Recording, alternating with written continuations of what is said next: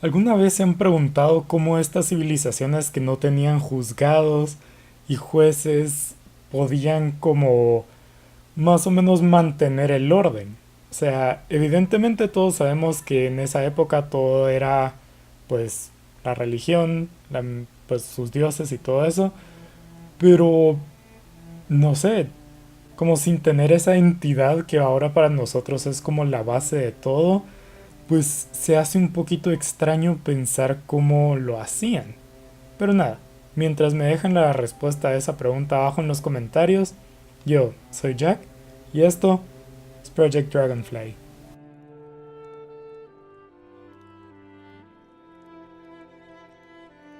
Básicamente de lo que vamos a estar hablando hoy va a ser de dos tipos de deidades, deidades un poco diferentes de lo que estamos acostumbrados de la mitología griega, o sea, no son nuestros típicos Zeus, Poseidón, Atenea y todo eso, sino que son unas un poco más viejas, pero que no son titanes. Ahí como la cuestión un poco complicada. Y esas deidades son las Moiras y las Erinias. Ambos grupos tienen como diferentes nombres. Moiras pueden ser Parcas y Erinias pueden ser Erinis o Furias. Entonces nosotros nos vamos a quedar solo con Moiras y Erinias. Entonces, básicamente, todo esto, primero que nada para aclarar, todo esto es de la antigua Grecia, evidentemente, pero es un poquito más antigua de lo que nosotros, pues, consideramos la antigua Grecia. Y aquí todo esto es evidentemente antes de Sócrates, que con Sócrates es donde se empiezan todas estas filosofías y teorías de la vida y la justicia y todo eso, y el hombre pasa de ser un hombre micénico a ser un hombre socrático. ¿Qué tiene estas diferencias y qué hace al hombre como cambiar así? Pues el hombre micénico es pues básicamente un hombre más rudo, un hombre más burdo, que básicamente que sus ideales son la guerra, el honor, como tener todo esto de la gloria en la batalla, y por eso es que miramos en obras como la Ilíada que todos se glorían por ser los primeros, los que iban antes a la batalla, cuando históricamente en casi todos los casos, casi todos, pues ir a la vanguardia siempre era algo que pues era inevitablemente la muerte y muy poca gente quería hacerlo. Con Sócrates se da la transición, ya que pasa de ser, la mentalidad pasa a ser de, en la época micénica, la que iba antes de Sócrates, los hombres vivían su vida para el momento, no había una vida después de la muerte, había, pero no tenía mucho, no había mucha como sensación de que hubiera un premio después o algo por el estilo. Y cuando llegó Sócrates y empezó a pensar en todo lo que significaba la vida, la muerte y todo eso, empezó a nacer la idea de la vida después de la muerte, como el inframundo. Por lo que ahí los ideales cambiaron de todo el honor y la gloria en batalla, pasaron a ser la honestidad, la buena vida, hacer las cosas bien para poder ganarse ese premio al final de la vida. Entonces ahí es donde ya cambia. Nosotros nos vamos a enfocar en el periodo antes de eso, cuando el hombre todavía se enfocaba solo en ser el mejor en la batalla, en matar a la mayor cantidad de enemigos posibles y así pues ser el más gloriado en la batalla. Vamos a empezar por las Moiras, que este es un concepto un poquito más fácil de entender porque en la cultura popular estamos algo expuestos a estas deidades, principalmente en la nos principalmente expuestos a esto en la película de Disney de Hércules, que tiene un montón de problemas de mitología, pero es una caricatura infantil, entonces no tiene por qué ser completamente históricamente correcta.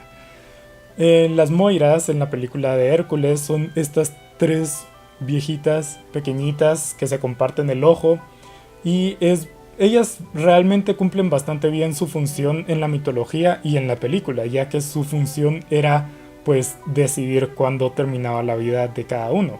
Las tres Moiras eran como una del pasado, una del presente y una del futuro, justo como lo dice la película, y ellas estaban como por encima de los dioses del Olimpo, estaban sobre Zeus y ellas decían que esta persona moría, iba a morir a pesar que Zeus dijera cualquier cosa. Estas moiras se llamaban Atropo, que era la que hacía el hilo, es decir, la moira del pasado. La siguiente era Cloto, que era la que enrollaba el hilo, es decir, la moira del presente. Y finalmente la última es Láquesis, que era la que cortaba el hilo y pues evidentemente es la del futuro, la que decidía cuándo se acababa la vida de esa persona. Luego vamos a pasar a un concepto muchísimo más interesante, al menos a mi parecer, que son las erinias, el otro grupo de deidades que les mencioné al inicio.